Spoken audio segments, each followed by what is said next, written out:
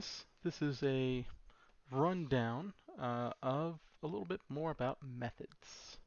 So, I believe we've already talked about your very basic methods, and that would be just a simple place for us to put some code. Uh, Public static void print, and all it does is simply just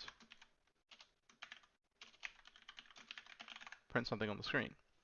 Now, if I run it like this, absolutely nothing happens. And the reason for that is the methods here, little separate area for me to run code, but I'm not telling it to run. The only thing that's going to run ever in Java is the main. And currently there is absolutely nothing here. So in order for this to run, I have to call it, as in give it the name and tell it to go. So it prints just like that. If I want to make this a little more interesting,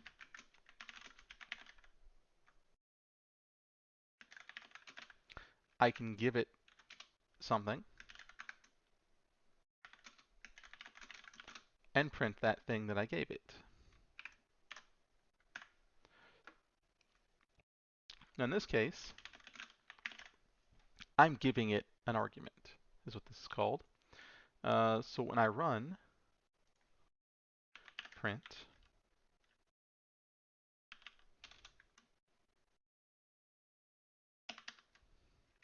like so, the string is kn. And notice that the names of these two are exactly the same. This is print, this is print. But when I click on them, notice it highlights different things. The reason for that, this is called method overloading. And you can use the same name as long as you give it different arguments. In this case, this is print with nothing. It matches this, so that's the one it's going to run. This is print, and there's a string, so it matches this one, and that's the one it's going to run. Now, if I were to give it a number, I'm going to get an error, because it's going to say, well, the only one I find is this guy here with a string. That's not a string. Now, these voids, I can basically use anytime I want. I'm never going to get any information back. So if I have to do some calculations and figure out some answers, it's best not to use a void. If I just want to display some stuff or run something, then you can use a void all you like. But let's say I want to get something back, a number, for example. Int. Well, instead of saying void, I'll say int. And I have to give it a name, so I'll just call this add. Now I'm going to give it 2 integers, and you can give it as many things as you want here. I can give it int1, int1, int2, you know, and the name doesn't really matter that much. I'm just calling it int1 and int2. It can be called anything you want. Now you're going to have a red line, and it's going to say missing return statement, typically, if you're using NetBeans. That means that this, I have to have the keyword return, and then I have to return an integer. So if I just printed out the total of this, n1 plus n2, it'll print it, but I have to actually get something back here. So in this case, I'm going to return n1 plus n2. And what that does is, when I run it here, let's say I say add 1, 2. That'll be 3, right? Now what happens is 1, 2 get passed up to here. And they basically plug that number into this slot that I've created. So 1 gets plugged into this one, 2 gets plugged into this one. And then let's see, well, return 1 plus 2. And what happens is it does that math, and the return will send it right back to where it was called from. So basically, this right here is the same as saying 3. Now, if I run this, you'll notice it doesn't appear to be doing anything. And the reason for that is when you return, it comes back. This becomes 3. What am I doing with that 3? Nothing. It's just sitting there. I'm not printing it. I'm not saving it. It's just poof, goes away basically. So if I want to make use of this, I'm either going to have to do one of two things. Use a variable to catch it when it comes back. So I toss these two numbers up here, and it throws a number back down to me, and I need some place to put that when it gets tossed back. So this is the same as basically saying int n equals 3. Because once this runs, it's going to come back with 3. Now alternatively, I could do this inside of the print statement. Add 1, 4, let's say. That'll be 5. And you'll see it'll put the 5 up there.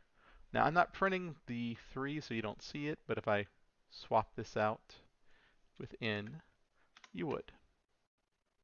3. Now you don't necessarily have to give this all integers. This is one place people tend to trip up a lot here.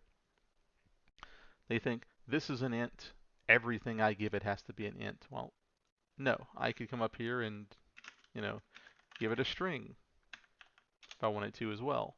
And that's perfectly fine, perfectly valid.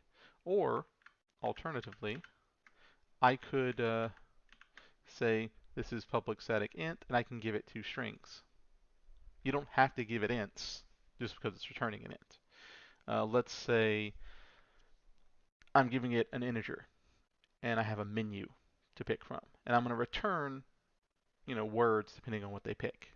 So I can pass it an integer like this, and then this would be a string because a string is coming back. Whatever is coming back, that's what this is going to be. And I can come up here and just say public static string words.